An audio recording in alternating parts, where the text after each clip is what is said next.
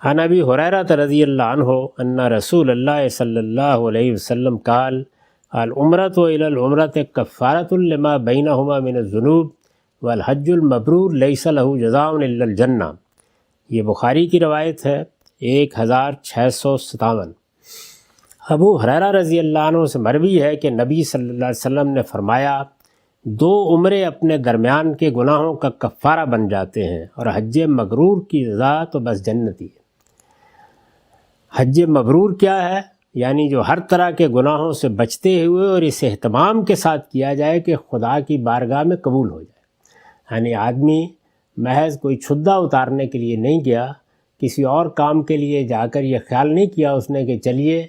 یہ مسئلہ بھی حل کر لیا جائے، بلکہ اس نیت سے، اس ارادے سے گیا ہے کہ میں گناہوں سے توبہ کر رہا ہوں، میں اللہ کی بارگاہ میں حاضر ہو رہا ہوں، میں ایک بڑی عبادت کے لیے جا رہا ہوں۔ اس جذبے کے ساتھ کیا ہے کہ میں اب نیکی اور خیر کی زندگی اختیار کروں گا، اور پھر اس کی یہ دعا بھی ہے، آرزو بھی ہے کہ یہ حج، یہ اس کا سفر اللہ کی بارگاہ میں مقبول ہو، تو اس کو حج مبرور کہا جاتا ہے۔ ابو ہریرہ کی یہ روایت ہے جس پہ وہ یہ کہتے ہیں کہ دو عمرے اپنے درمیان کے گناہوں کا کفارہ بن جاتے ہیں۔ عمرہ کیا ایک، اور اس کے بعد پھر دوسرا عمرہ کیا، لیکن یہ گناہ کون سے گناہ ہوتے ہیں؟ اس سے وہ گناہ مراد ہیں جو حقوق العباد سے متعلق نہیں ہیں کہ ان کے لیے معافی اور تلافی ضروری ہو۔ گناہ دو طرح کے ہیں، ایک وہ معاملات جو اللہ اور بندے کے درمیان ہیں، جیسے عبادات میں کوتاہی ہو گئی، اس طرح کی اور بعض چیزیں بھی ہیں، اللہ اور بندے کے درمیان ہے۔ ایک وہ گناہ ہے کہ جو اللہ کی بارگاہ میں بھی گناہ شمار کیے جاتے ہیں، اور بندوں کی حق تلفی یا بندوں کے اوپر کوئی زیادتی، ان کے جان کے خلاف کوئی زیادتی، ان کے مال کے خلاف، ان کی آبرو کے خلاف کسی زیادتی کا باعث بنتے ہیں۔ یہ گناہ ہیں جن کو عام طور پر حقوق العباد سے متعلق گناہ کہا جاتا ہے۔ ایک اللہ کے حقوق سے متعلق اور ایک حقوق العباد سے متعلق۔ حقوق العباد اللہ کے بھی حق ہیں، لیکن وہ اس پہلو سے ہیں کہ جب ہم اپنے کسی معاملے میں کوئی بے انصافی کرتے ہیں، ظلم کا ارتکاب کرتے ہیں، زیادتی کرتے ہیں، تو ہم بندوں کے بھی گناہ گار ہوتے ہیں اور اللہ کے بھی گناہ گار ہوتے ہیں۔ لیکن بعض چیزیں ایسی ہیں کہ جو اللہ ہی کے حوالے سے ہیں، جیسے نماز پڑھنا ہے، روزہ رکھنا ہے، جس کی میں نے مثال دی،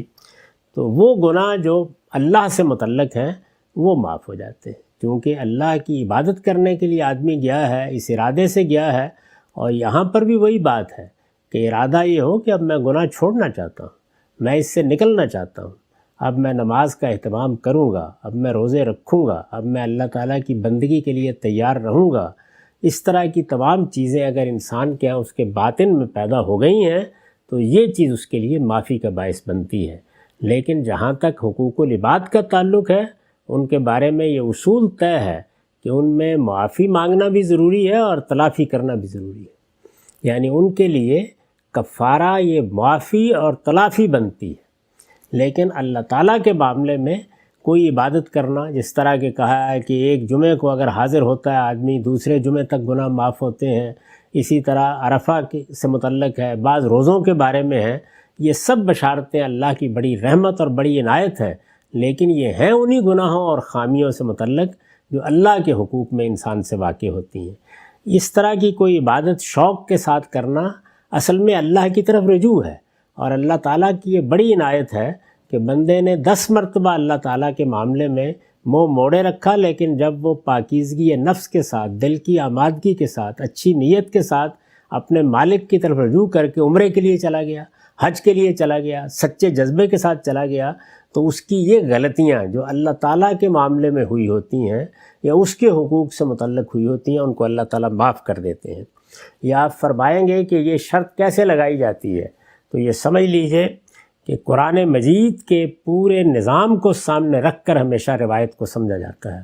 اور روایت میں وہ شرائط، وہ تخصیصات، وہ حدود داخل کرنا لازم ہوتا ہے جو قرآن مجید نے واضح کر دی ہیں، اس لیے کہ جو روایتیں ہیں یہ رسالت مآب صلی اللہ علیہ وسلم کی سنی ہوئی باتیں ہیں،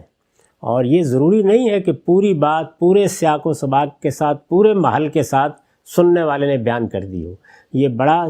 عمدہ ذخیرہ ہے ہمارے پاس، یعنی رسول اللہ کی مجلس میں بیٹھنے والے، آپ کی بات سننے والے کوئی بات ہم تک پہنچا رہے ہیں، تو یہ بات انسانوں نے پہنچائی ہے، اس کی ذمہ داری اللہ کے رسول پر نہیں ہوتی، یہ ان راویوں پر ہوتی ہے جو بات پہنچا رہے ہیں۔ ان کی بات ایک ٹکڑے کی شکل میں آتی ہے، وہ بسا اوقات پس منظر کو الگ کر دیتے ہیں، بعض موقعوں کے اوپر بات کس سیاق و سباق میں کہی گئی تھی اس کو بیان نہیں کرتے۔ تو اس لیے یہ ضروری ہے کہ اس کو دین کے پورے نظام میں رکھ کے دیکھا جائے، اور دین کا یہ پورا نظام کہاں پایا جاتا ہے؟ یہ اللہ کی کتاب قرآن مجید میں پایا جاتا ہے۔ تو اس کی روشنی میں ان سب چیزوں کو سمجھنا چاہیے۔ قرآن مجید نے بہت وضاحت کے ساتھ یہ بیان کیا ہے کہ گناہوں سے توبہ کرنے، ان کی تلافی کرنے کے لیے کیا چیزیں ضروری ہیں اور کن چیزوں کا اہتمام ہے۔ بعض گناہ ہیں جن کے لیے کفارے کے باقاعدہ طریقے متعین کیے گئے ہیں، بعض گناہ ہیں جن کے بارے میں توبہ کا موقع کب تک ہے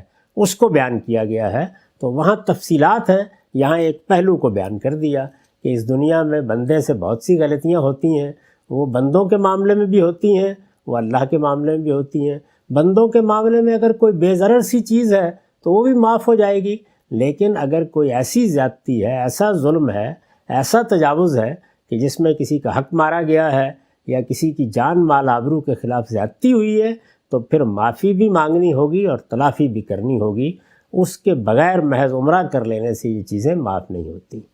وآخر دعوانا الحمدللہ رب العالمین۔